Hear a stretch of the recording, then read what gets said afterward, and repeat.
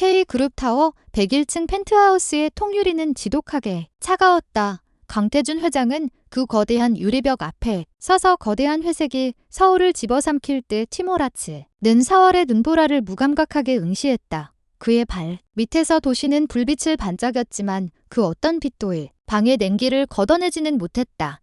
이 거대한 네 궁자는 그의 왕국이자 감옥이었다. 방금 전 세 번째 아내와의 이혼 서류의 마지막으로 서명한 변호사가 떠난 참이었다.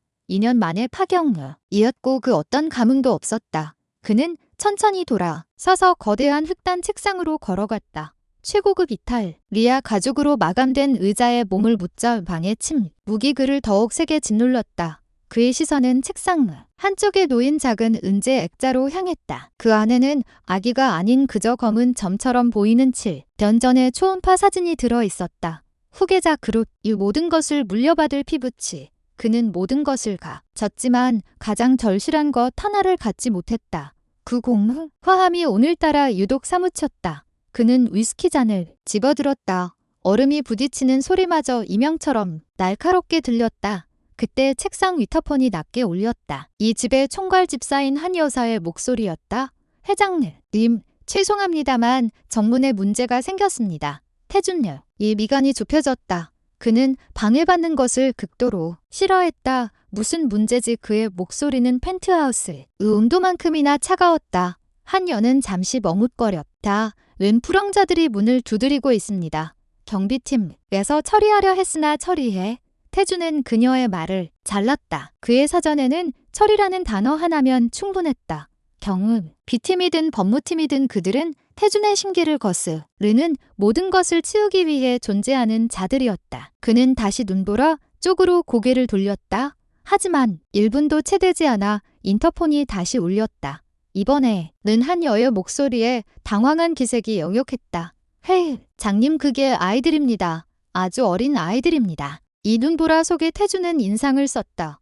아이들이라니. 이런 날씨에 K타워의 철롱성 같은 정문에 그는 혀를 차며 자리에서 일어났다. 내가 직접까지. 그는 재킷을 걸치지도 않은 채 실크 셔츠 바람으로 전용 엘리베이터에 올랐다. 10층에서 1층 로비까지 내려가는 동안 그의 불쾌감은 최고조에 달했다. 어떤 천박한 사기꾼들이 감히 어린아이들을 앞세워 그의 동정심을 구걸하려 드는가? 그는 그들에게 자비 따위는 없다는 것을 똑똑히 보여줄 생각이었다. 비를 가로질러 거대한 강철 정문 앞에 닿았을 때 그는 방탄유리 너머의 광경을 보았다. 산납게 몰아치는 눈발 사이로 경비원 2명이 작은 형체 2개를 막아서고 있었다. 아니 막아선다기보다 어쩔 줄 몰라 하는 기색이 역력했다. 태준이 거친 손짓으로 문을 열라고 명령했다. 무슨 소란이야? 묵직한 문이 열리자 놀라는 바람과 함께 아이들의 흐느낌이 섞여들어 왔다. 태준은 그 두 형체를 향해 성큼 걸어갔다. 그들은 살이나 되었을까? 얇은 후겹은 눈에 저축들 어져 있었고 얼굴은 추위와 굶주림으로 파랗게 질려 있었다. 남자아이와 여자아이 쌍둥이처럼 보였다. 남자아이는 겁에 질렸지만 문화인 듯한 여자아이의 뒤에 숨어 태준을 노려보고 있었다. 하지만 태준의 시선은 여자아이에게 고정되었다. 그는 그저 귀찮은 벌레를 쫓아내듯 소리치려던 참이었다. 당장이 말이 목구멍에서 얼어붙었다. 여자아이가 고개를 들었다. 얼어붙은 뺨위로 굵은 눈물이 흘렀지만 아이는 울음을 참으려는 듯 깁스를 깨물고 있었다. 그리고 그 순간 태준은 숨이 멎는 것을 느꼈다. 그는 공포와 경계심 속에서도 그 깊은 곳에서 나는 그 고집스러운 눈빛 10년 전 그가 모든 것을 걸고 사랑했던 그리고 그를 배신하고 사라졌던 단 한 사람 한서희의 눈과 똑 닮아 있었다. 태준은 그 자리에 못 박힌 듯 얼어붙었다. 세상의 모든 소리가 사라지고 눈보라 치는 소리와 자신의 심장이 미친 듯이 울리는 소리만 들렸다. 그가 무어라 말을 하려 했지만 목소리가 나오지 않았다. 그는 자신도 모르게 손을 뻗어 아이의 젖은 뺨을 만지려 했다. 아이가 옴찔하며 뒤로 물러섰다. 그제야 태준은 정신을 차렸다. 그는 뒤에 서 있던 한 여와 경비원들을 향해 고함쳤다. 뭘 보고 있어? 당장 아이들을 안으로 들여. 그의 목소리에는 평소의 냉정함을 잃고 심하게 떨리고 있었다. 그는 자신도 믿기지 않는다는 듯 여자아이에게서 시선을 떼지 못한 채 중얼거렸다. 서희야. 아니, 서은. 이 일리가 없다. 이건 말도 안 되는 환상이다. 하지. 만저는 태주는 혼란스러운 머리를 흔들며 남자아어 이와 여자아이를 번쩍 안아들었다. 아이들은 너무 가벼웠다. 그는 마치 세상에서 가장 귀한 보물을 다루듯 아이들을 안고 펜트하우스로 향하는 엘리베이터에 다시 올랐다. 펜트하우스의 욕실은 웬만한 집 거실보다 컸다. 한 여와 2명의 한여가 붙어 아이들을 시켰다. 태주는 욕실 문 앞에 초조하게 서 있었다. 따뜻한 물에 들어가자 긴장이 풀린 아이들의 울음소리가 희미하게 들려왔다. 잠시 후 깨끗한 목욕 가운을 입은 아이들이 모습을 드러냈다. 굶주림으로 빗쩍들 말랐지만 씻겨놓으니 이목구비가 뚜렷했다. 특히 여자아이는 보면 볼수록 서의 어린 시절을 보는 듯했다. 한 여가 아이들에게 따뜻한 스프를 먹이는 동안 태주는 말없이 그 모습을 지켜보았다. 스프를 허겁지겁 먹던 아이들은 이내 지쳐 곤히 잠이 들었다. 태주는 하녀들에게 아이들을 가장 따뜻한 손님용 침실로 옮기라고 지시했다. 아이들이 잠든 것을 확인한 하녀가 태준에게 다가와 조심스럽게 입을 열었다. 회장님 아이들 옷을 갈아입히다가 남자 알목에 서익에 나왔습니다. 그녀가 내민 것은 낡고 더러 온 가죽끈에 매달린 무언가였다. 태주는 그것을 받아들었다. 그것은 열쇠였다. 평범한 열쇠가 아니었다. 10년 전 그가 자신의 서재에 있는 비밀 금고 열쇠 2개 중 하나를 특별히 세공하여 서희에게 어떤 세상에 단 2개뿐인 그 열쇠였다. 그는 서희에게 말했었다. 이게 있는 한넌 언제든 나에게 돌아올 수 있어. 그런데 그 열쇠가 서희를 그토록 닮은 아이의 목에 걸려 있었다. 태주는 손을 부들부들 떨었다. 이것은 우연이 아니다. 그는 잠든 아이들이 있는 침실로 들어갔다. 아이들은 고된 여정 끝에 깊은 잠에 빠져 있었다. 그는 여자아이의 얼굴을 가만히 내려다 보았다. 저희의 눈 그리고 남자아이의 얼굴을 보았다. 날카로운 턱선과 굳게 담은 입술은 놀랍게 도 젊은 시절의 자기 자신을 닮아 있었다. 태주는 비틀거리며 방을 나왔다. 그는 곧장 자신에서 제로가 전화기를 집어들었다. 단축번호 1번을 눌렀다. 신호이 2번 울리고 침착한 남자의 목소리가 들려왔다. 박 실장입니다. 박 실장. 자니가 지금 당장 해야 할 일이 있네? 태준의 목소리는 억눌린 흥분과 분노 그리고 알 수 없는 희망으로 거칠게 갈라져 있었다. 누구에게도 특히 어머님께도 알려서는 안 될 일이네. 지금 당장 내 집으로 오게 자네의 모든 보안팀을 대동해서 태준은 전화를 끊고 창밖을 보았다. 눈보라는 더욱 거세지고 있었다. 10년간 얼어 붙어있던 그의 심장에 지금 거대한 폭풍이 몰아치기 시작했다. 박시우 실장은 강태준 회장보다 5살 어렸지만 K그룹에서는 강태준의 그림자로 불렸다. 그는 태준유 이 그룹 본부장으로 입사했을 때부터 15년 넘게 그를 보좌해왔다. 박 실장은 감정을 드러내지 않는 포커 페이스와 어떤 상황에서도 흔들리지 않는 냉철한 판단력으로 태준의 절대적인 신임을 얻고 있다. 새벽이 시읒 눈보라를 뚫고 펜트하우스에 도착한 그는 이미 모든 상황을 파악한 듯 침착했다. 태준은 그에게 긴 설명 대신 자신의 머리카락 몇 돌과 잠든 아이들의 머리카락을 조심스럽게 뽑아 담은 작은 비닐 지퍼백을 건넸다.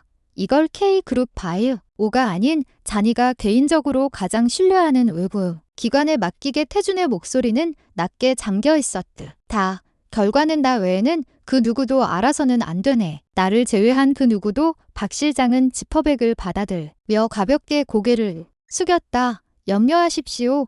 회장님, 24시간 내로 가장 빠르고 정확한 결과를 가져오겠습니다. 외부 보안팀은 아이들이 머무는 층 전체를 통제하고 있습니다. 그는 잠시 망설이다 물었다. 혹시 한서희 씨와 관련이 있는 겁니까? 태준은 대답 대신 지친 눈을 감았다. 박 실장은 더 묻지 않았다. 그는 10년 전 태준이 그 여자를 잃고 어떻게 무너졌는지 그리고 어떻게 자신을 얼음 감옥에 가두고 이름만 몰두했는지가 장 가까이에서 지켜본 유일한 사람이었다. 그는 조용히 펜트하우스를 나섰다. 태주는 텅 빈 거실에 홀로 남아 서희에게 주었던 그 열쇠를 만지작거렸다. 밤은 길었고 그는 뜬 눈으로 아침을 맞이했다. 이들은 아직 깊은 잠에 빠져 있었다. 다음 날 오전 10대. 시 펜트하우스의 정적을 깬 것은 요란한 엘리베이터 도착 알림이었다.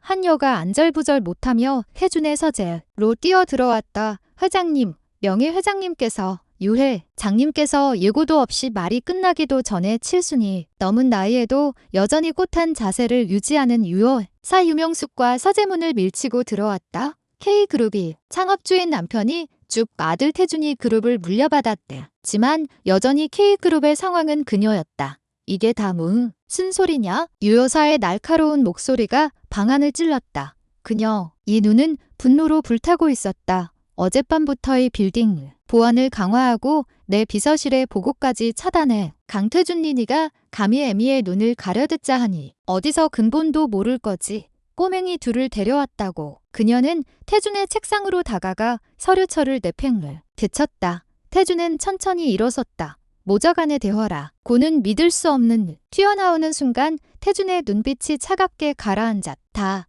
그 아이들 어머님이 말씀하시는 근본도 모를 거지 꼬맹이가 아닙니다. 제 손님입니다. 손님 한 해가 이혼 도장을 찍은 잉크도 마르지 않으니 점에 그 꼬맹이들이 내 발목을 잡을 치라는 건 생각 못해. 당장 내쫓아라. K그룹의 이미지가 어머님. 회준이 유여사의 말을 끊었. 그의 목소리는 낮았지. 만 그 안에 담긴 위압감은 유여사를 순간 옴찔하게 만들었다.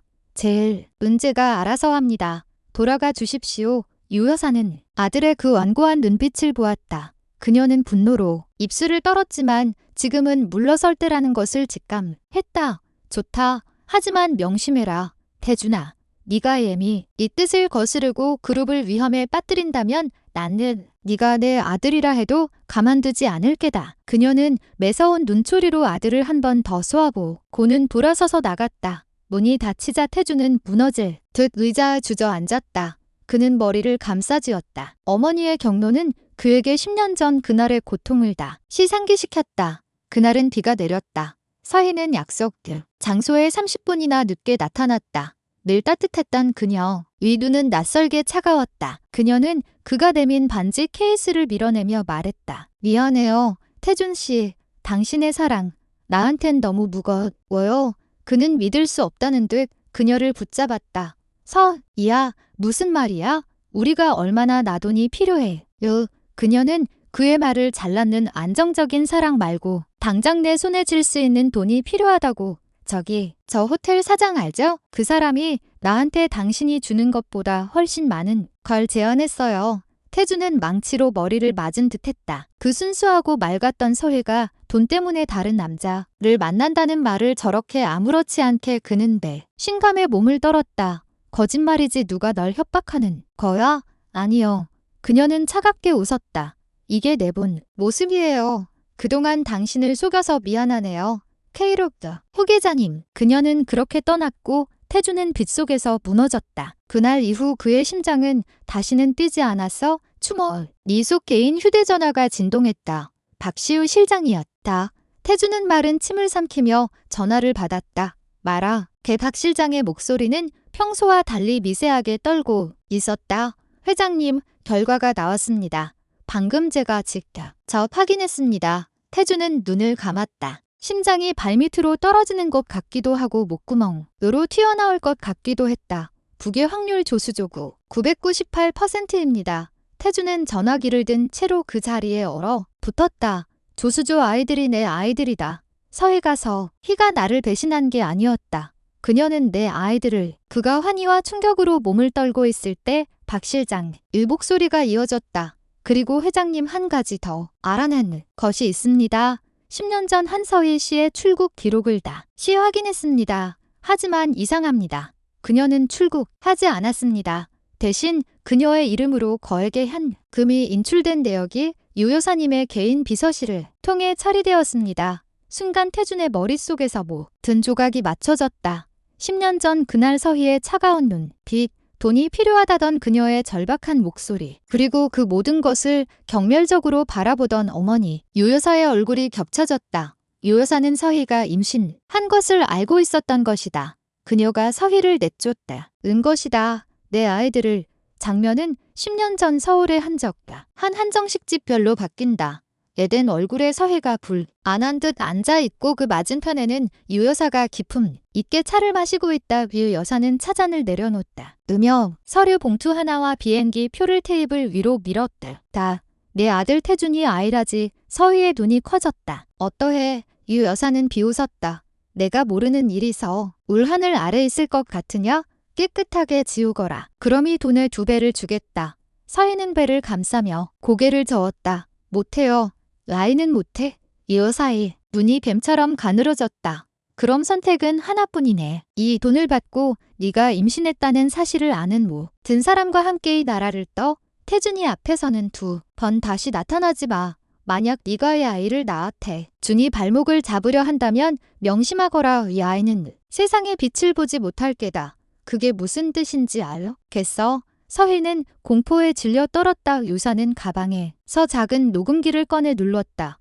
자, 이제 말하렴. 나는 돈 때문에 태준 씨를 떠나는 겁니다. 라고 시 현재 태준은 유 여사가 떠난 서재 문을 멍하니 바라보고 있었다. 어머니가 돌아가셨다는 한 집사의 보고도 박 실장이 도착했다는 연락도 들리지 않았다. 그의 머릿속은 오직 하나의 분노로 가득 찼다.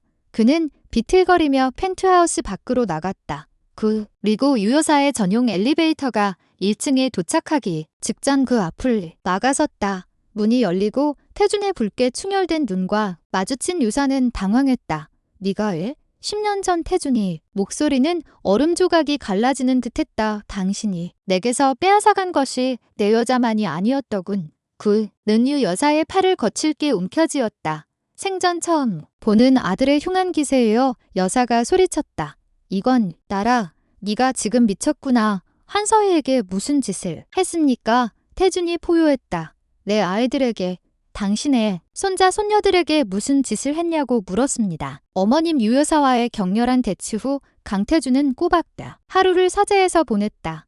그는 10년이라는 시간을 통째로 도둑맞은 기분이었다. 분노가 가라앉아 그 자리를 거대한 죄책감과 슬픔 그리고 아이들에 대한 미안함이 채웠다. 그는 아버지가 될 준비가 돼 있지 않았지만 이미 아버지가 되어 있었다. 그는 한 여사를 불러 아이들의 상태를 물었다. 아이들은 낯선 환경에 겁을 먹은 듯 침실 밖으로 나오려 하지 않는다고 했다. 태준은 무거운 발걸음을 아이들이 있는 침실로 옮겼다. 문이 열리자 쌍둥이는 침대 구석에 웅크리고 앉아 그를 경계심 가득한 눈으로 쳐다보았다. 남자 이민재는 여자 이민서 뒤에 숨어 여전히 그를 노려 보았고 민서는 작은 몸을 고추 세우고 동생을 보호하려는 듯 팔을 벌리고 있었다. 그 모습이 10년 전 자신을 지키겠다며 당차게 말하던 서희를 떠올리게 해 태준의 가슴이 시크했다. 그는 최대한 부드러운 목소리를 내기 위해 애쓰며 말했다. 일어나. 배고플 텐데 밥 먹으러 가자. 식사는 펜트하우스. 이 거대한 식당이 아닌 좀 더 아늑한 보조 주방의 작은 테이블에서 준비되었다. 한 여가 아이들을 위해 정성껏 차린 따뜻한 수프와 오믈렛, 작은 샌드위치들이 놓여 있었다. 태준은 아이들 맞은편에 어색하게 앉았다. 수십 명의 임원진 앞에서는 막힘없던 그가 7살짜리 아이들 앞에서 무슨 말을 해야 할지 몰라 입술만 다렸다. 정적이 흘렀다. 아이들은 숟가락을 들 생각도 하지 않고 고개만 숙이고 있었다. 먼저 침묵을 깬 것은 민서였다. 아이는 태준을 빤히 쳐다보더니 작은 목소리로 물었다. 아저씨가 이 아빠예요. 그 말에 태준은 숟가락을 떠냈다.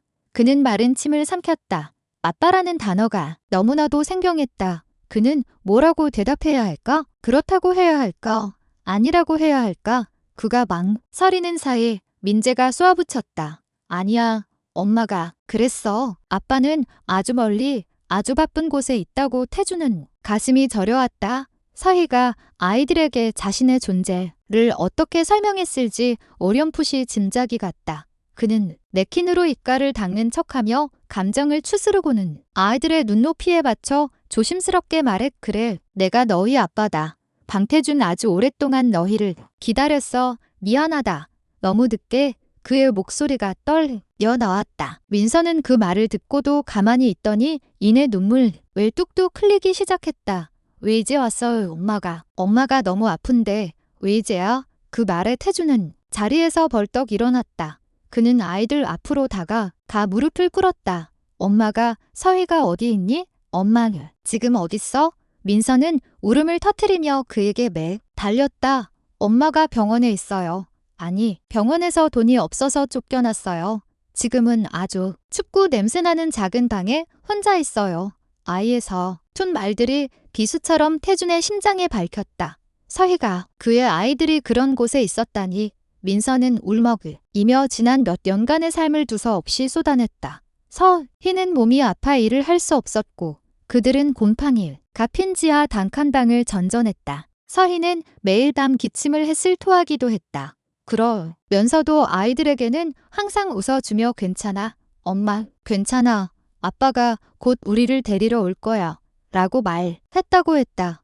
그리고 며칠 전 서희는 더 이상 일어날 수 없게 되자 민재의 목에 걸린 열쇠를 쥐어주며 이케타워의 주소를 알려주었다. 무슨 일이 어도 이분에게 가야 해. 가서 엄마가 서희가 보냈다고 해. 그럼 그분이 너희를 직행 주실 거야. 태주는 주먹을 꽉 쥐었다. 이가 부서져라 어금니를 깨물었다. 자신이 황금 궁전에서 무의미한 이혼 서류의 사인을 하고 있을 때 서희와 아이들은 지옥에서 싸우고 있었다. 그가 어머니의 거짓말에 속아 10년간 그녀를 원망하고 있을 때 그녀는 홀로 아이들을 지키며 그를 기다리고 있었다.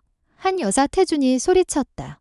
당장 박 실장 연결해 K그룹의 모든 정보력을 동원해. 민서가 말한 그 동네 그 지하방 모든 병원 기록 다 뒤져서 당장 한서희 씨 찾아내. 장면은 K타워의 또 다른 층. 박시우 실장의 개인 사무실로 바뀐다. 태준의 펜트하우스와는 달리 그의 사무실은 최소한의 강로 꾸며져 지독히도 금욕적으로 보였다. 박시우는 태준과의 통화를 끊고 의자 깊숙이 몸을 기댔다. 그의 얼굴은 평소의 냉정함을 유지하고 있었지만 눈빛은 차갑게 빛나고 있었다. 그는 책상 서랍을 열어 태준이 준 것과는 다른 작은 사진 한 장을 꺼냈다. 그것은 10년 전 대학 캠퍼스에서 환하게 웃고 있는 서희의 사진이었다. 몰래 찍은 듯한 흐릿한 사진이었다. 박시우는 그 사진을 가만히 들여다보았다. 그는 태준보다 먼저 서희를 알았다. 그는 서희와 같은 과 선배였고 말 한마디 못 붙여 보고 멀리서 그녀를 짝사랑했다. 하지만 그녀는 K그룹의 후계자 강태준을 선택했다. 그리고 유여사의 눈에 띄어 처참하게 버려졌다. 박시호는 그 모든 과정을 알고 있었다. 그가 유여사의 명령을 받아 서희의 뒷조사를 하고 그녀를 압박하는 철입반 역할을 했기 때문이었다. 그는 태준에 대한 충성심과 서희에 대한 뒤틀린 연민 사이에서 오랫동안 자신을 속여왔다. 이제 그 균형이 깨졌다. 태준이 후계자를 얻었다. 자신이 20년간 개처럼 일하며 쌓아올린 모든 것이 저 굴러온 돌두개 때문에 물거품이 될 수도 있는 상황이었다. 그는 서랍 속 또 다른 전화기를 꺼냈다. 일반적인 통신망으로는 추적이 불가능한 위성 전화였다. 나다. 그의 목소리는 아까 태준과 통화할 때와는 완전히 다른 싸늘한 금속성을 띠고 있었다. 계획이 변경됐다. 왕이 후계자를 찾았다. 서자두를 수하기 너머에서 잠시 침묵이 흘렀다. 그래서 우리가 움직일 때가 됐다는 건가? 박시호가 차갑게 웃었다. 아니, 우리가 판을 뒤엎을 때가 됐다는 거다. 한서희, 이는 우리가 데리고 있는다. 강태준이 스스로 무너질 때까지 아이들은 아직 쓸모가 있으니도 왕이여. 스스로 이 손으로 후계자를 죽이게 만들어야지. 그는 전화를 끊고 서희의 사진을 다시 서랍 속에 넣었다. 그는 이미 10년 전 서희가 사라진 직후부터 그녀의 행방을 알고 있었다. 그가 일부러 태준의 눈을 가리고 있었던 것이다. 한편 태준은 K그룹의 비서실과 보안팀을 총동원해 민서가 말한 동네를 뒤졌다. 몇 달 시간 만에 아이들이 살던 처참한 지하방이 발견되었다. 그리고 곧이어 서희가 며칠 전 응급실에 실려갔던 작은 동네 병원을 찾아냈다. 태준은 민서와 민재, 이 손을 붙잡고 10년 만에 처음으로 심장이 뛰는 것을 느끼며 병원으로 달려갔다. 그는 서희를 만나면 무슨 말부터 해야 할지, 어떻게 용서를 빌어야 할지 수백 번 되뇌었다. 하지만 그가 도착한 3등실 동이 낡은 침대는 차갑게 비어 있었다. 병실에는 소독 냄새와 절망의 기운만이 남아 있었다. 태주는 주치의를 붙잡고 소리쳤다. 환자는 여기. 있던 한서희 환자는 어디 갔어? 늙은 간호장이 당황하며 차트를 뒤적였다. 한서희 환자분 말씀이십다. 니까 이상하네요. 불과 1시간 전에 보호자분이 오셔서 전원 수속을 받고 나가셨는데요. 태준의 머릿속이 하얗게 변했다. 보호자 무슨 보호자? 간호장은 차트를 다시 확인하며 고개를 갸웃거렸다. 네, 아주 점잖고 신사분이셨는데 자신을 환자분 의남편이라고 소개하셨습니다. 의료 기록을 전부 챙겨서 아마 더 좋은 병원으로 가신 것 같습니다. 남편이라는 단어가 태준의 귀에 밝혔다. 그는 간호장의 어깨를 붙잡고 흔들었다. 그 사람인 상차기가 어땠어? 키가 크고 안경을 썼나? 늘 검은 색 정장을 입고 그 순간 태준의 머릿속에 단 한 사람의 얼굴이 스쳐 지나갔다. 15년간 자신의 그림자처럼 움직였던 남자. 그가 유일하게 신뢰했던 남자. 조금 전까지만 해도 자신에게 99%라는 결과를 보고했던 남자 박씨. 태준은 피가 거꾸로 솟는 것을 느꼈다. 배신감, 숨이 막혔다. 강태준은 병원 복도에 주저앉을 뻔했다. 남편이라는 단어가 그의 뇌리에 총알처럼 그는 아이들의 손을 잡고 병원을 나섰다. 그의 얼굴은 분노와 배신감으로 딱딱하게 굳어 있었지만 아이들을 잡은 손은 놓칠라 힘이 들어가 있었다. 펜트하우스로 돌아오는 차 안에서 태준은 단 한 마디도 하지 않았다. 그는 아이들을 한 역에 맡기고 곧장 서재로 향했다. 그리고는 일반 전화기가 아닌 K그룹의 최고 보안 등급이 적용된 비상통신망을 연결했다. 박시호의 개인 번호였다. 신호음은 길게 가지 않았다. 수화기 너머로 들려오는 목소리는 여전히 침착하고 정중했다. 회장님 부르셨습니까? 그 뻔뻔함에 태준은 피가 거꾸로 솟는 것을 느꼈다. 네가 감히 내 목소리를 들어. 태준의 목소리는 분노로 갈라져 나왔다. 수화기 너머에서 박시우의 낮은 웃음소리가 들려왔다. 처음 듣는 소리였다. 장님 변하셨군요. 그의 목소리에는 더 이상 비서실장이 복종이 아닌 노골적인 조소가 담겨 있었다. 10년 동안 완벽했던 회장님, K그룹이라는 얼음성의 완벽한 왕이셨습니다.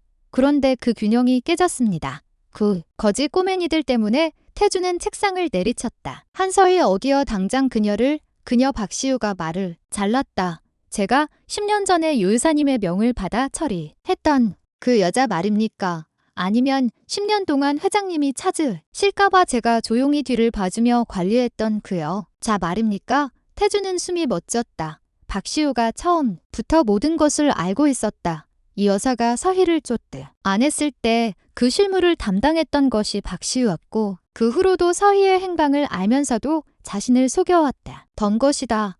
도대체 왜냐고요? 박시우의 목소리에 처음으로 감정이 실렸다. 그것들은 억눌린 분노와 질투, 그리고 지독한 배신감이 왔다. 제가 20년을 회장님께 바쳤습니다. 회장님이 K그룹을 물려받으실 수 있도록 회장님 손에 피 한 방울 묻히지 않도록 온갖 더러운 일을 제가 다 처리했습니다. 유 여사님의 관기 어린 뒷수발은 물론 이고 회장님의 실패한 결혼 생활 3번의 뒷처리까지 저는 K그룹의 후계자가 될 수는 없어도 이 왕국의 진정한 설계자라고 생각했습니다. 그의 목소리는 점점 강되었다. 그런데 뭡니까?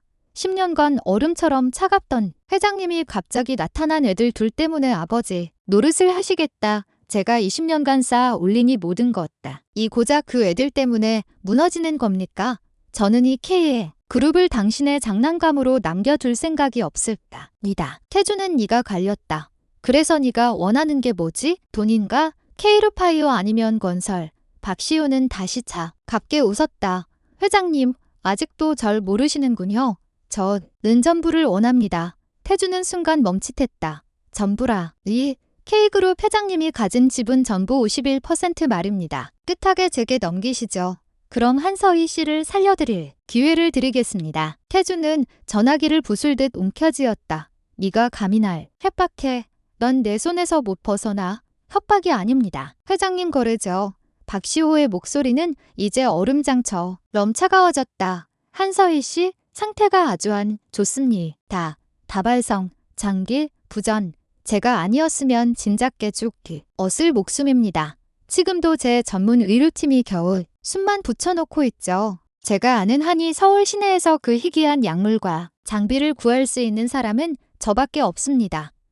이 말은 사실이었다. K그룹의 바이오 파트를 총괄하던 것은 박시우였고 그가 마음 먹고 숨긴다면 그 어떤 병원에서도 서희를 치료할 수 없을 터였다. 넌 악마야. 태준이 중얼거렸다. 악마는 회장님이 드셨죠. 박시우가 받아쳤다. 회장님의 무관심과 여사님의 탐욕이 저를 이렇게 만들었습니다. 자, 시간이 없습니다. 회장님의 결정이 한서희 씨의 생명을 결정할 겁니다. 태준이 무어라 더 소리치려던 순간 그의 개인들 휴대전화로 메시지 알림이 울렸다. 박시호에게서 온 것이었다. 동영상 파일이었다. 태준은 떨리는 손으로 파일을 열어 쓴 어두컴한 병실을 비추고 있었다. 산소 호흡기에 의지한 채 창백한 얼굴로 누워 있는 서희 모습이 나타났다. 그녀는 10년의 세월에 무참히 가져 있었지만 여전히 태준의 심장을 먹게 하는 그 얼굴이었다. 그녀는 의식이 없는 듯 미동도 없고 모니터에서는 희미한 심박만 울리고 있었다. 그때 화면 안으로 검은색 의료용 장갑을 낀 손이 나타났다. 그 손에는 맑은 액체가 담긴 주사기가 들려 있었다. 그리고 수화기 넘어 박시우의 목소리가 흘러나왔다. 보이십니까? 회장님, 이 약물입니다. 이게 지금 한서희 씨의 심장을 억지로 뛰게 하고 있습니다. 하지만 이 약물이 조금만 과다 투여되거나 혹은 투여가 중단된다면 글쎄요. 어떻게 될까요? 화면 속 주사기가 서희의 팔에 연결된 링거줄로 천천히 다가갔다. 태준은 자신도 모르게 소리쳤다. 안 돼. 멈춰. 네가 원하는 거 다 줄게. 제발. 박시우는 만족스러운 듯 숨을 내쉬었다. 현명하십니다. 하지만 제안은 아직 유효하지 않습니다. 영상물. 속삭이가 멈췄다. 24시간. 회장님께 드릴 수 있는 시간은 딱 24시간입니다. 내일이 시간까지 지분 양도 각서와 모든 법적 서류를 준비해 두십시오. 제가 직접 서명을 받으러 가겠습니다. 그리고 만약 경찰이나 혹은 유 여사님께 사실이 알려진다면 그가 말을 하면 속삭이가 링거 줄에 꽂히는 신을 했어요. 악시를 2번 죽이는 게 될 겁니다. 10년 전에는 관심으로 그리고 이번엔 어리석음으로 말입니다. 박시우의 태준이 포효했지만 소화기에서 들려오는 것은 뚝뚝 끊어진 통화음 뿐이었다. 태준은 그 자리에 산채로 굳어버렸다. 24시간 그의 왕국 전체와 그가 10년간 그리워했던 단위 목숨이 저울 위에 올려졌다. 그는 휴대전화를 집어들었다. 그리고 서재의 검은 대리석 벽을 향해 있는 힘껏 집어던졌다. 으악. 100층 펜트하우스가 무너져라. 한 남자의 절규가 터져 나왔다. 그 소리에 놀란 민서와 민재가 방문을 열고 아버지가 절망 속에서 무너져 내리는 모습을 공포에 질린 채 바라보고 있었다. 강태준의 절규는 펜트하우스를 너머게 타와 전체를 올리는 듯했다. 산산조각난 휴대전화 파편이 대리석 바닥에 흩뿌려졌다. 그는 숨을 헐떡이며 무너진 책장을 붙잡고 간신히 서 있었다. 그가 평생 쌓아 올린 이성과 재력이 한순간에 무너져 내렸다. 아이들, 민서와 민재는 문틈으로 그 광경을 보고 공포에 질려 숨도 제대로 쉬지 못했다. 그들의 아버지는 지금 그들이 지금껏 본 적 없는 가장 무섭고도 슬픈 짐승처럼 울부짖고 있었다. 태준은 비틀거리며 책상으로 돌아와 루 법무팀장에게 전화를 걸었다. 나 강태준이요. 지금 당장 내 지분 51% 양도 각서를 준비하시오. 상대요. 는 박시우 실장이요. 이유는 묻지 마. 수학이 넘어. 예, 법무팀장은 경악했지만 밤이 오너의 명령에 더를 달 수 없었다. 태준은 전화를 끊고 텅 빈 눈으로 허공을 응시했다. 그는 모든 것을 포기할 준비가 되어 있었다. 그룹도 명예도 돈도 그 무엇도 지금 죽어 가고 있는 서희의 목숨보다 중요하지 않았다. 그가 그녀를 한 번 버렸으니 이번에는 그가 모든 것을 버리고 그녀를 구해야 했다. 그것이 그가 자신에게 내릴 수 있는 유일한 속죄였다. 그가 법무팀에 써보내온 서류 양식을 검토하기 위해 태블릿을 집어들었을 때 서재문이 거칠게 열렸다. 요여사였대. 어젯밤 아들에게 모욕을 당하고 돌아갔던 그녀는 지금 막 전용 엘리베이터에서 내린 듯 코트도 벗지 않은 차림이었다.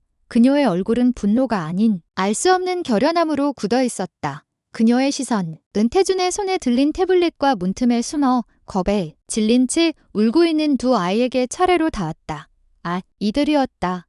자신의 핏줄, 자신이 10년 전의 존재자, 채를 부정했던 어린 생명들이었다. 민서의 눈은 겁에 질렸음에도 불구하고 10년 전 서희가 자신을 노려보던 그 눈빛과 똑 닮아 있었다. 유 여사는 그제야 깨달았다. 자, 신이 무슨 짓을 했는지 K그룹을 지킨다는 명목하에 그녀는 아들의 사랑을 짓밟았고 손자들의 삶을 지옥으로 밀어넣었다. 그리고 그 결과 자신이 평생을 바쳐 키워온 개가 이제 주인의 목을 물었듯 의려하고 있었다. 박시우, 그를 괴물로 만든 것은 다름 아닌 자신이었다.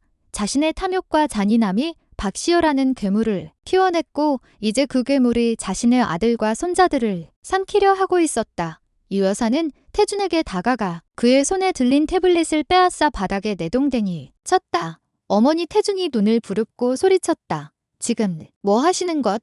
짝유 여사의 손바닥이 태준의 뺨을 거기에 후려쳤다. 태준은 충격으로 말을 잇지 못했다. 유 여사의 눈에서 눈물이 흘렀다. 분노의 눈물이 아닌 회한이 눈물이었다. 일어나 강태준, 예미가 아는 내 아들, 고작 이런 일로 전부를 내던지는 겁쟁이가 이었어?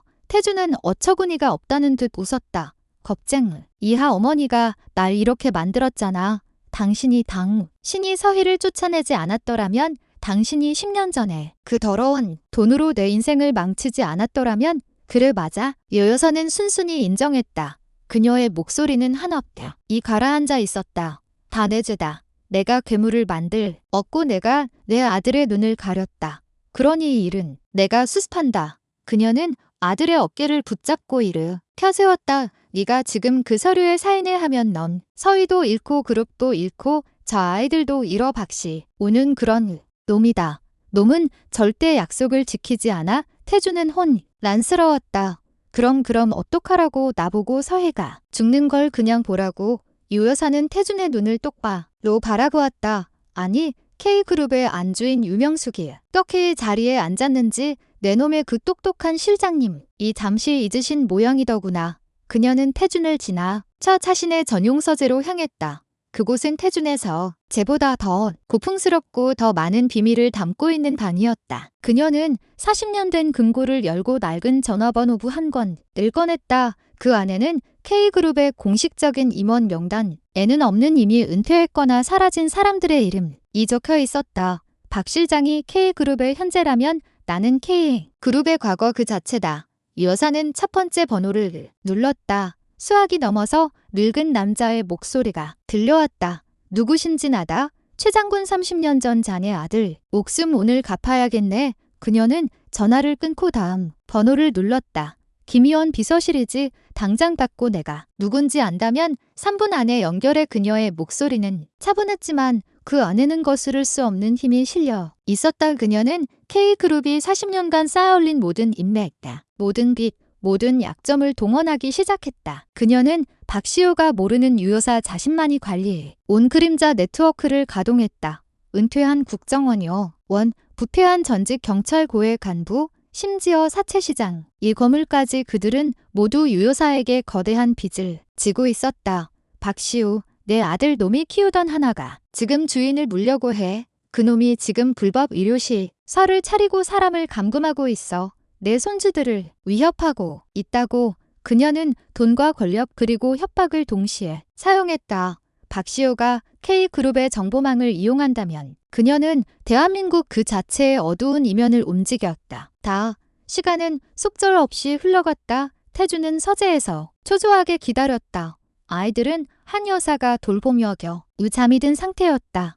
박시우에게 약속한 24시간이 절반도 채 남지 않았을 때 여사의 서재문이 열렸다. 그녀는 몸이 지쳐 보였지만 눈은 형하게 빛나고 있었다. 그녀는 태준에게 작은 메모지 하나를 건넸대. 그 위에는 한강변의 낡은 폐창고 주소가 적혀 있었다. 그놈이다. 박시우가 K그룹 바이오에 빈 과약품들을 빼돌려 만든 비밀 수술실이야.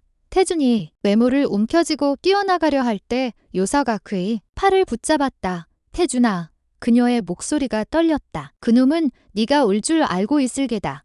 이건 함정일 수도 있어. 태준이 돌아보았다. 상관없습니다. 함정이라도 가야 합니다. 이 여사는 고개를 끄덕였다. 그녀는 아들의 뺨을 얼루만졌다. 뺨에는 아직 붉은 손자국이 남아 있었다. 갔거라. 이번에는 반드시 내 여자를 내 아이들의 어미를 데리고 와라. 그리고 그녀는 차마말을 잊지 못하고 고개를 숙였다. 미안하다. 내 아들아, 이 어미가 정말 미안하다. 태준은 아무 말도 하지 않았다. 그는 어머니의 손을 잠시 쥐어 다가놓고 K그룹의 최정예 보안팀을 호출하며 둠속으로 뛰어들었다. 밤기는 얼음장 같았다. 며칠간 서울을 뒤덮었던 눈보라는 그쳤지만 그 여파로 한강은 스산한 침묵에 잠겨 있었다. 강태준은 방탄 처리된 검은색 SUV 차량 안에서 강 건너편에 버려진 폐창고를 응시했다. 유사가 알려준 주소였다. 10년 후 전만 해도 K그룹 물류의 중심지였지만 지금은 도시 개발에서 밀려나 흉물처럼 방치된 곳이었다. 대준의 옆에는 K그룹의 공식 보안팀이 아닌 그가 개인적으로 관리해온 박시우조차 그 존재를 몰랐던 신명의 최정예 요원들이 침묵 속에 앉아 있었다. 그들은 K그룹의 사람들이라기보다 전직 특수부대 용병에 가까웠다. 태준은 자신의 허리춤에 찬 권총의 안전 장치를 확인했다. 차갑고 묵직한 금속의 감촉이 그의 분노를 더욱 날카롭게 만들었다. 그는 더 이상 K그룹의 회장이 아니었다. 그는 자신의 여자와 아이들을 되찾기 위해 지옥으로 뛰어드는 한 남자일 뿐이었다. 작전은 간단했다. 요원들이 사계조로 나뉘어 창고를 포위하고 모든 테러를 차단한 뒤 동시에 진입한다. 목표는 오직 두 가지. 박시우의 생포 그리고 한서희의 구출. 그는 뒤편에 방탄 처리된 다른 차량에 타고 있는 민서와 민재를 돌아보았다. 아이들은 한 여사의 품에 안겨 창밖의 아버지를 불안하게 바라보고 있었다. 그는 아이들을 데려오지 않으려 했다. 하지만 그가 무장한 채 펜트하우스를 나서려 할 때 잠에서 깬 아이들이 그에게 달려와 매달렸다. 엄마한테 가는 거예요. 우리도 갈래요? 엄마. 아이들은 필사적으로 울부짖었다. 10년 만에 찾은 아버지를 그리고 마지막 희망인 엄마를 다시 잃을 수 없다는 본능적인 공포였다. 태준은 그 절박한 눈을 외면할 수 없었다. 어쩌면 서희가 이들의 목소리를 들어야만 기적이라도 일어날지 모른다는 신락 같은 희망을 품었다. 그는 아이들을 가장 안전한 차량에 태우고 자신이 시야가 닿는 곳에 두었다. 진입 태준의 낮은 명령과 함께 검은 옷을 입은 요원들이 어둠 속으로 스며들었다. 그들은 소리 없이 창고에 잠긴 문을 닫고 낡은 창문들을 통해 유령처럼 안으로 들어갔다. 1분간의 숨막히는 침묵, 이어 탕탕 둔탁한 소음기, 소리와 함께 짧은 교전이 벌어졌다. 박시호가 고용한 사설 경호원들이었지만 유여사의 그림자들이 보낸 베테랑들 앞에서는 속수무책다. 이었다.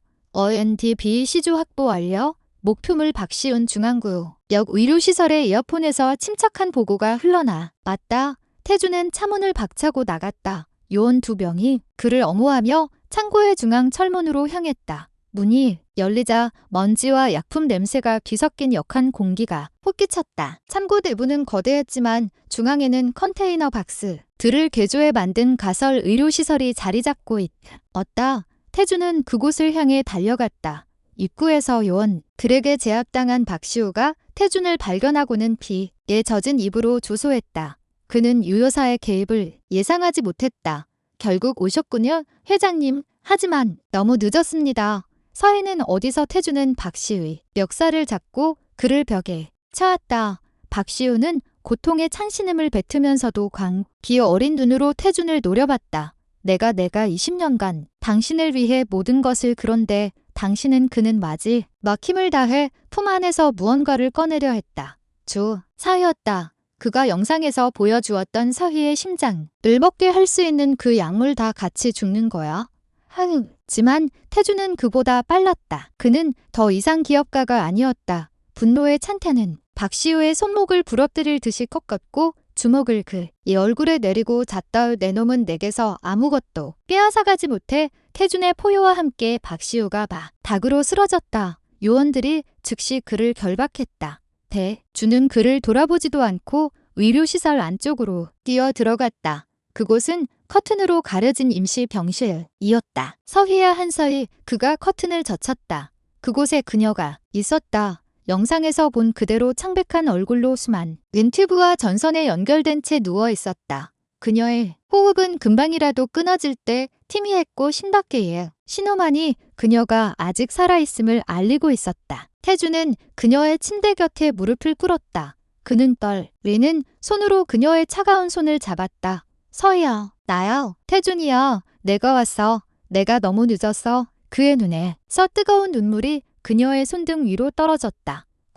때였다. 엄마 바깥의 소란 속에서 아이들의 절박한 외침이 들려왔다. 한 여가 말릴 틈도 없이 민서와 민재가 아버지를 따라 이곳으로 뛰어들어 온 것이었다. 아이들은 침대에 누워있는 엄마의 모습을 보고는 와라를 터뜨리며 침대 반대편으로 달려갔다. 엄마 일어나. 엄마 눈 떠봐. 아이들의 울음소리 때문이었을까? 기적처럼 서희의 감긴 속눈썹이 팔을 떨렸다. 그녀가 천천히 눈을 떴다. 추점 없는 눈. 이호공을 헤매다 자신의 손을 잡고 울고 있는 태준과 반대편에서 울고 있는 민서와 민재를 발견했다. 그녀의 말은 입술이 힘겹게 열렸다. 태준 씨였네요. 꿈이 아니네. 그녀의 목소리는 갈라지고 거의 들리지 않았다. 말하지 마. 서희야. 내가 다고 차줄게. 최고의 의사들. 미국이든 어디든 태준은 어린아이처럼 울며 말했다. 서희는 힘겹게 고개를 저었다. 아니 나요? 내 시간 다 됐어. 그녀는 눈물을 흘리며 태준을 바라봤다. 미안해요. 태준 씨. 내가 너무 약해서 우리 아이들 지켜주지 못해서 추운 방에서 굼해서 미안해요. 태준은 고개를 흔들었다. 아니야. 내가 미안해. 내가 당신을 믿지 못했어. 네. 다 당신을 지켜주지 못했어. 제발 나를 용서. 네. 서희야. 서희는 희미하게 웃었다. 그녀는 막 남은 힘을 다해 태준의 손 위에 포개진 민서의 작은 손을 잡으려 했었다. 아이들, 우리 아이들 너 예쁘죠? 그녀의 시선이 태준에게로 다시 향했다. 그녀의 눈에 마지막 빛이 감돌았다. 이제야 당신 정말 아빠 같네. 다행이다. 이제 편히 쉴 수. 그녀의 손이 힘없이 태준의 손 안에서 미끄러졌다. 그녀의 눈이 천천히 감겼다. 그리고 삐삐 희미하게 울리던 신밖에의 신호음이 길고 날카로운 이 기계음으로 바뀌었다. 시간은 그 순간 멈췄다. 태준은 그녀의 손을 잡은 채 그 소리를 믿을 수 없다는 듯 멍하니 모니터를 바라보았다. 정적이 흘렀다. 엄마. 민서가 겁에 질린 목소리로 불렀다. 엄마 자. 능고야 일어나. 그때 태준의 내면에서 무언가가 끊어졌다. 안 돼. 그는 짐승처럼 낮게 읊조였다. 그리고 이내 폐창고 전체가 울릴 듯한 절규가 터져나왔다. 안 돼. 서희야 눈 떠. 그는 그녀의 몸을 붙잡고 흔들었지만 그녀는 미동도 없었다. 엄마 싫어. 엄마 가지 마. 왕. 민서와 민재의 울음소리가 아버지의 절규와 뒤섞다. 비극적인 교향곡처럼 울려 퍼졌다. 창고 구석에서 제압당해 있던 박시음만이 그 모든 것을 지켜보며 공허하고 차가운 미소를 지었다. 한서희의 내식은 K그룹의 그 어떤 행사와도 달랐다. 화려한 언론의 조명도 정제의 인사들의 거대한 화환도 없었다. 그저 이른 봄에 차가운 눈발이 간헐적으로 흩날리는 조용한 양지 바른 언덕에서 강태준은 두 아이의 손을 잡고 검은색 대리석 비석 앞에 서 있었다. 한서희 이곳다. 잠들다. 그 흔한 사진 한 장 생년월일 한 줄 없다. 이 오직 그녀의 이름석 자만이 새겨져 있었다. 그것은 태준의 마지막 배려였다. 그녀의 삶이 더 이상 세상의 호기심 어린 시선에 낱낱이 파헤쳐지지 않기를 바라는 마음이었다. 민서는 아빠의 손을 꼭 준 채 훈련받은 어른처럼 소리 없이 눈물만 흘렸다. 하지만 민재는 눈물을 보이지 않았다. 아이는 그저 엄마의 이름, 이 새겨진 차가운 도르리 세상을 향한 모든 분노, 원망을 담은 눈빛으로 노려볼 뿐이었다. 태준은 첫삽에 흙을 관 위로 뿌렸다. 흙이 덧없이 흩어지는 소리가 그의 심장이 부서지는 소리처럼 들렸다. 그는 10년 전 그녀를 지키지 못했고 10년이 지난 지 그는 그녀의 마지막 숨결조차 지키지 못했다. 장례식이 진행되는 내내 유여사는 멀리 떨어진 소나무 뒤에 홀로 서 있었다. 그녀는 감히 아들에게 그리고 자신이 존재 자체를 부정했던 손주들에게 다가갈 수 없었다. 그녀는 그 작은 관이 흙게 덮이는 광경을 끝까지 지켜보았다. 그것은 그녀가 10년 전에 저지른 죄의 무게였고 그녀가 평생 짊어져야 할 속 죄의 시작이었다. 장례식이 끝난 직후 세상은 뒤집혔다. K그룹의 장부 박시우 실장의 체포 소식이 모든 뉴스에 드라인을 장식했다. K그룹 박시우 실장 전격 체포 납치 금품갈취 그리고 살인교사 혐의. 박시우가 서희를 불법 의료시설에 감금하고 그녀의 위독한 상태를 이용해 강태준 회장을 협박한 사실이 드러났다. 그가 그녀를 강제로 이송하는 과정에서 그녀의 상태가 치명적으로 악화되었다는 사실은 살인교사가 아닌 과실치사 혐의로 변경되었지만 K그룹을 향한 여론은 최악으로 치달았다. K그룹의 주가는 폭락했고 태준은 그룹 총수로서 검찰의 출두의 참고인 조사를 받아야 했다. 그는 담담하게 모든 사실을 밝혔다. 박시우, 이 24시간 협박, 그리고 그가 보낸 참혹했던 동영상까지. 검찰 조사실에서 마주친 박시우는 더 이상 냉철한 그림자가 아니었다. 20년간의 공답이 무너진 그는 모든 것을 잃은 공허한 눈으로 태준을 바라보며 중얼거렸다. 당신이 날 이렇게 만들었어.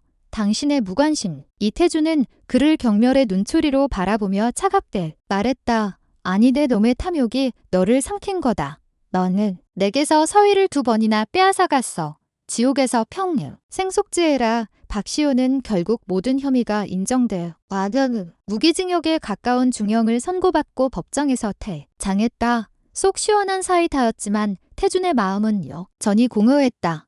그리고 며칠 뒤 K그룹 역사상 우무한 기자회견이 열렸다. 단상에 선 것은 강태준이 아닌 유 여사였다. 수백 대의 카메라 플래시가 터지는 가운데 그녀는 늙고 지친 얼굴로 마이크 앞에 섰다. 저는 오늘 K그룹의 명예회장직을 포함한 모든 공식 직함에서 사퇴합니다. 기자회견장은 술렁이었다. 이번 박시우 실장의 사퇴는 표면적으로는 그의 탈이지만 그 근본적인 원인은 저 유명숙에게 있었다.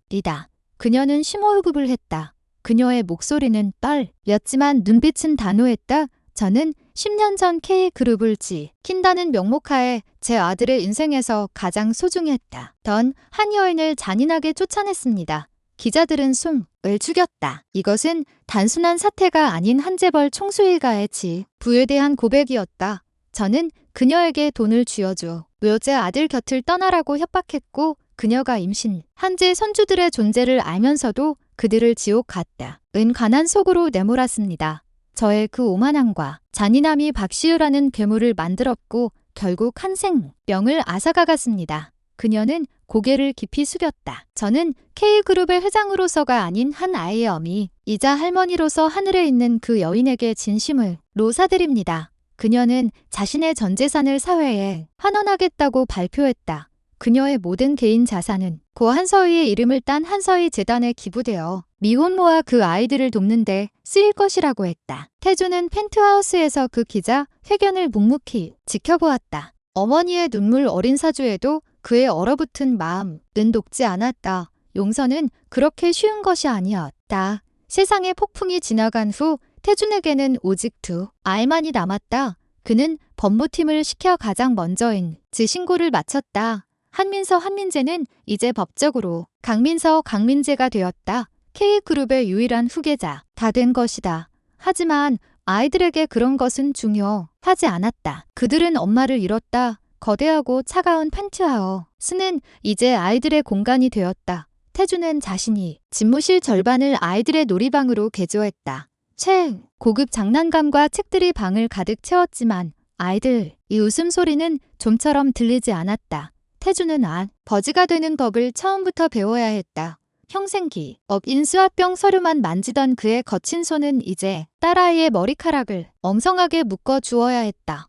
아빠 아파. 민서가 머리카락이 당겨져 울상을 지었다. 태준은 당황하며 손을 풀었다. 미안하다. 아빠가 잘못해서. 민서가 미하게 웃었다. 괜찮아요. 엄마는 그냥 이렇게 휙 묶어졌는데. 태준은 그 말에 또다시 가슴이 미어지는 것을 느꼈다. 그는 그날 밤 인형머리를 가져 다 놓고 밤새도록 머리 닦는 법을 연습했다. 민재는 더욱 문제였다. 아이는 입을 굳게 닫았다. 말을 하지도 웃지도 울지도 않았다. 그저 창밖을 보거나 엄마가 남긴 낡은 열쇠 목걸이를 만지작거 일 뿐이었다. 태주는 K그룹의 모든 일을 잠시 뒤로 미루고 민재의 방문 앞에 주저앉은 민재 아빠 문 안쪽에서는 아무 대답이 없었다. 네가 화난 거 알마. 아빠도 화가 나 엄마한테 너무 미안해서 미칠 것 같다. 하지만 민재야 우린 살아야지. 엄마가 우리가 불행한 걸 원하지 않을 거야. 그는 문 밖에 식판을 놓아 두고 물러났다. 몇 시간이 지난 뒤 식판은 조용히 비워져 있었다. 시간이 약이라는 말은 잔인했지만 사실이었다. 태주는 아이들을 데리고 서희의 무덤을 다시 찾았다. 계절이 바뀌어 언덕에는 파릇한 새싹이 돋아나고 있었다. 민서가 무덤 앞에 자기가 그린 그림을 놓았다. 아빠와 자신과 민재가 웃고 있는 그림이었다. 민재는 여전히 말이 없었지만 무덤 앞에 잡초를 작은 손으로 뽑아내고 있었다. 태주는 비석에 새겨진 한서희라는 이름을 어루만졌다. 보고 있어. 서희야. 내가 이 아이들 반드시 지킬게. 내 목을 숨을 걸고 다시는 이 아이들이 눈물 흘리지 않게 할게. 그날 저녁 아이들은 거실 소파에서 만화를 보다 지쳐 잠이 들었다. 태주는 아이들에게 담을 덮어주고 조용히 서재로 돌아왔다. 박시우가 비워둔 거대한 공백을 외우기 위해 K그룹의 서류들이 산더미처럼 쌓여 있었다. 그는 피곤한 눈을 비비며 태블릿을 켰다. 그룹의 재무제표, 비워버린 임원진 자리, 추락한 기업 이미지를 회복할 방안들, 모든 것이 막막했지요.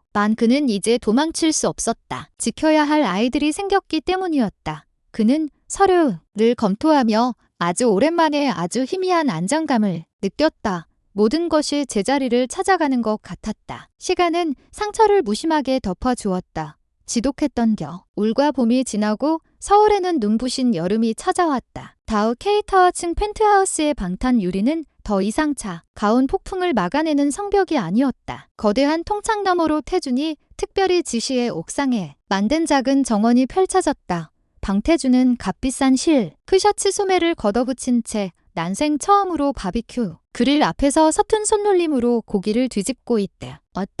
연기가 매캐하게 피어올라 그의 얼굴을 감쌌다. 지만 그는 인상을 쓰기는커녕 당황한 기색이 역했다. 아빠 타고 있잖아요.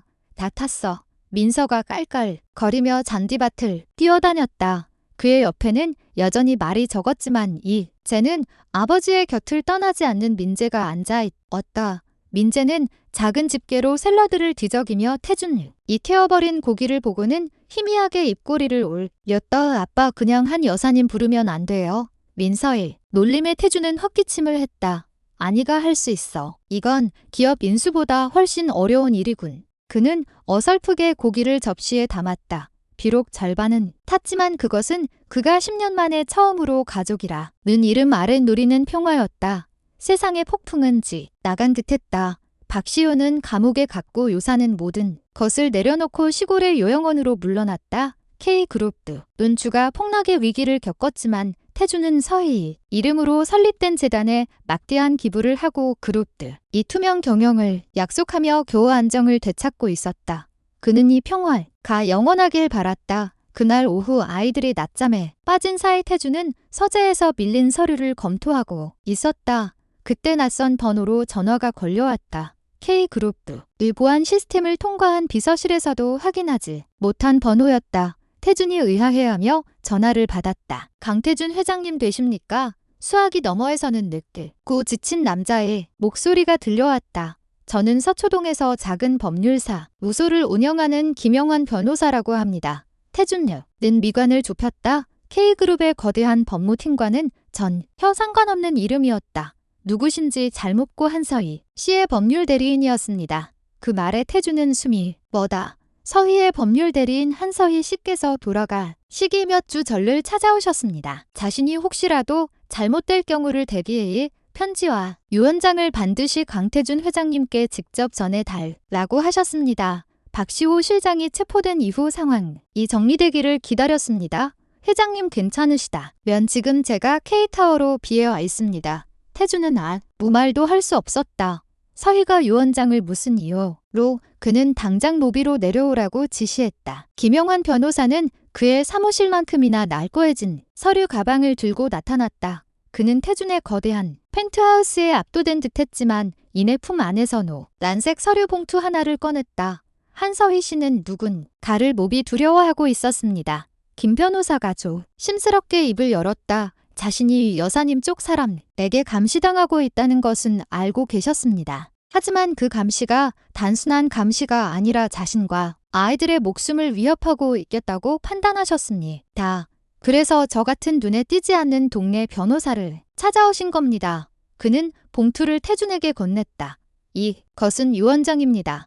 법적 효력은 미미할지라도 이들의 친권이 오직 강태준 회장님께만 있음을 확인하는 내용입니다. 그리고 이것은 회장님께 남기신 개인적인 편지입니다. 태준은 떨리는 손으로 봉투를 받아들었다.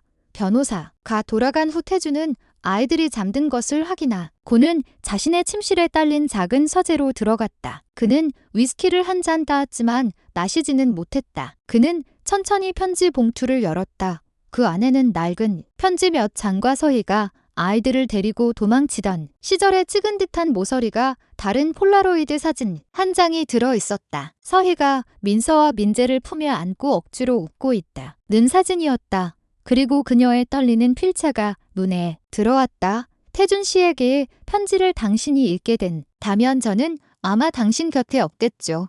태준은 눈을 감았다. 심장이 다시 얼음으로 변하는 것 같았다. 태준 씨, 저와 아이들은 유 여사님 쪽 사람에게 쫓기고 있었어요.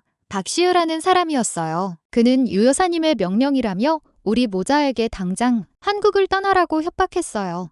저는 아이들을 데리고 도망쳤어요. 하지만 태준 씨, 제가 정말 두려웠던 건 박시우가 아니었어요. 태준 말은 침을 삼켰다. 편지는 계속 이어졌다. 박시우가 저를 아욱이 며칠 전 다른 사람이 먼저 저를 찾아왔어. 예. 제가 일하던 식당 뒷골목에서 아주 비싼 차를 타고 온 아주 우아한 여자였어요. 저는 그 여자를 TV에서 본 적이 있었어요. 태준 씨, 당신의 아내였어요. 태준의 손 나서 편지가 떨어질 뻔했다. 나영 세 번째 아내. 그가 3월에 눈보라가 치던 날 이혼 서류에 도장을 찍을 어떤 단 한 번도 사랑하지 않았던 여자 오나영. 그녀는 저와 아이들의 존재를 이미 알고 있었어요. 그녀는 저에게 돈을 주겠다고 하지 않았어요. 대신 그녀는 웃으면서 말했어요. 태준 씨는 당신 같은 여자. 그리고 그 애들 절대 받아주지 않아. 만약 당신이 태준 씨 앞에 나타난다면 나는 당신과 그 애들이 세상에서 조용히 사라지게 만들 수 있어. 라고요. 저는 너무 무서웠어요. 태준은 숨을 쉴 수 없었다. 편지에는 더욱 충격적인 내용이 담겨 있었다. 그리고 며칠 뒤 박시우가 저를 찾아왔을 때 저는 깨달았어요. 박시우의 태도가 달라져 있었어. 처음에는 여사님의 명령을 따르는 충직한 개처럼 보였는데 그 여자 나영과 다녀간 후 그의 눈빛은 탐욕으로 번들거렸어요. 태준 씨, 제 생각엔 박시우는 요 여사님뿐만 아니라 나영 씨와도 손을 잡았던 것 같아요. 아니요. 어쩌면 나영 씨가 박씨 우위 탐욕을 부추어 K그룹을 통째로 삼키라고 판을 짠 것일지도 몰라요. 태준 씨, 박시우는 그저 사냥개일 뿐이에요. 그 사냥개를 풀어놓고 그에게 K그룹이라는 먹잇다 감을 약속한 사람은 그의 탐욕을 가장 잘 아는 사람일 거예요. 태준 씨, 제발 우리 아이들을, 오나영 그 여자를 조심해요. 그 여자가 저를 두려워하고 있어요. 편지는 거기서 끝났다. 태준은 그 자리에 얼어붙었다. 모든 조각이 맞춰졌다. 박시우, 이 배신, 그의 과도한 탐욕, 그리고 모든 것을 너무나도 쉽게 포기했던 오나영과의 평화로운 이혼. 그것은 이혼이 아니었다. 그것은 전쟁의 시작이었다. 나영은 태준이 후계자에 집착한다는 것을 알았고 그가 결국 아이들을 찾을 것이라는 것도 알았다. 그녀는 자신이 깨끗하게 이혼한 피해자처럼 물러나 있는 동안 박시우를 부추어 K그룹을 내부에서부터 무너뜨리려 했던 것이다. 박시우가 성공하면 그를 조종하고 실패하면 지금처럼 모든 것을 그에게 뒤집어 씌울 계획이었다. 박시우는 잡혔지만 그를 조종한 뱀은 여전히 자유로웠다. 태준은 천천히 일어섰다. 그는 서재 이 거대한 통리창으로 다가갔다. 평화로워 보이던 서울의 야경이 이제는 적들로 가득 찬 전쟁터처럼 보였다. 그는 아이들이 자고 있는 방을 돌아보았다. 서희가 목숨과 바꾼 아이들, 그는 아이들을 지켜야 했다.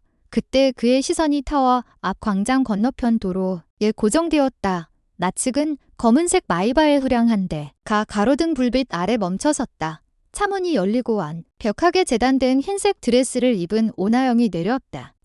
그녀는 타워 101층을 올려다보지 않았다. 대신 그녀는 K타워 정문에 설치된 태준이 지금 이 순간자 신을 보고 있음을 정확히 아는 그 CCTV 카메라를 향해 고개를 돌렸다. 그리고 그녀는 웃었다. 모든 것을 알고 있다. 는 듯 승리를 확신하는 듯한 소름 끼치도록 아름답고도 잔인한 미소였. 서희의 죽음으로 끝난 줄 알았던 전쟁은 이제 막 서막을 올린 것이었다.